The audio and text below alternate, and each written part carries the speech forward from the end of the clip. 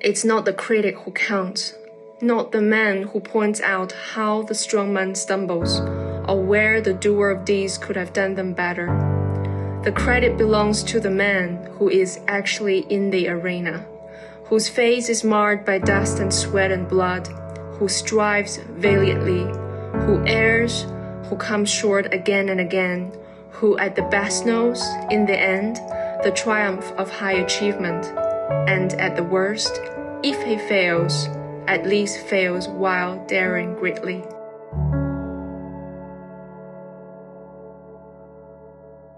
Hello everyone, welcome to my channel.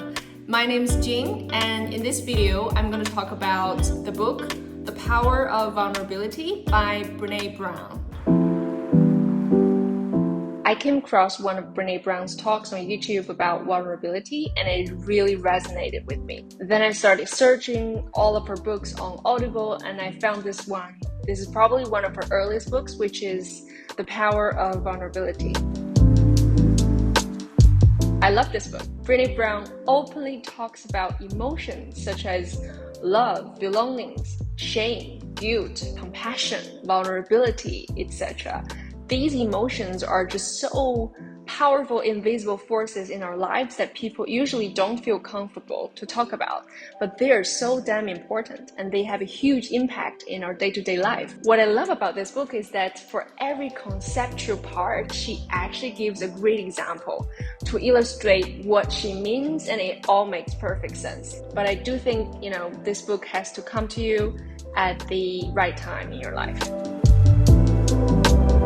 My favorite part of the book is where she talks about love and belongings, where she says, we cannot love other people more than we love ourselves, and our sense of belongings can never be greater than our level of self-acceptance.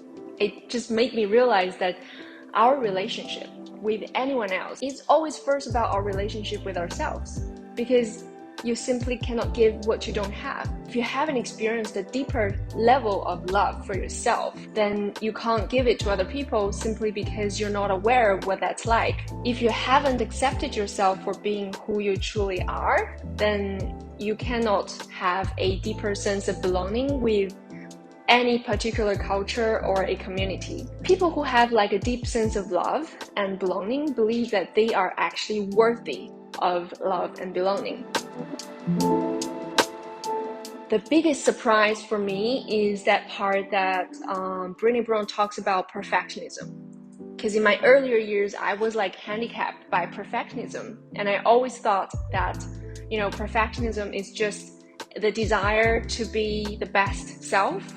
But the reality is actually has nothing to do with me holding a high standard for myself, but it has everything to do with external validity. Because the core of me being a perfectionist in my earlier years is actually thinking, okay, so if I do everything perfectly, if I live perfectly, I do it all perfectly, I can minimize shame, blame, judgment, and criticism.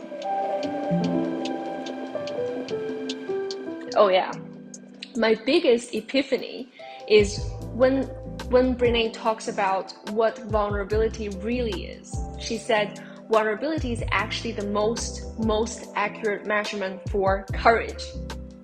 It was mind-blowing for me because, one example is I like to cry, and I cannot control my tears in front of public, and I'm always almost ashamed of it and blame myself for being weak. But then she says, vulnerability is actually exposing yourself to uncertainty and risks. It's about showing up as you and letting yourself be seen, not knowing what's going to happen. So like the whole world is shifted for me because I am actually being courageous to cry, to show my emotions when I need to, not knowing what other people would think of me and how they would judge me. I think self-compassion, how we should tell the story to ourselves when things happen, because we will fail.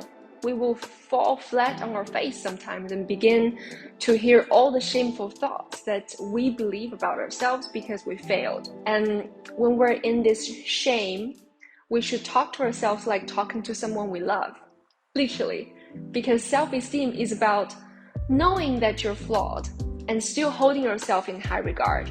Yes, I did that, and yes, I made a mistake, but that's okay, because it doesn't mean that I'm not worthy or I'm not enough. I did the best I could in that phase of my life, and I deserve unconditional compassion for whatever happened. So what I learned is that never, ever, ever put your self-worth on the line.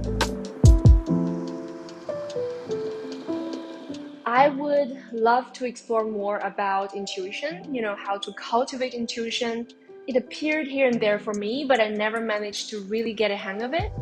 I'd like to know more, to what extent I should listen to myself and when I should listen to other people's voice, how I can distinguish the difference between my own thoughts, which I'm not able to fully control, and also my intuition. As Tony Robbins says, everybody has an emotional home, and the quality of your life is actually the quality of your emotional home. It has transformed how I look at my life and my emotions and how I handle them. For example, when I tend to judge someone, I instantly know now it's my brain's coping mechanism to protect myself by, always anxiously looking for someone who's doing worse than me and in a certain area of his life. So I get this validation that I'm better than him.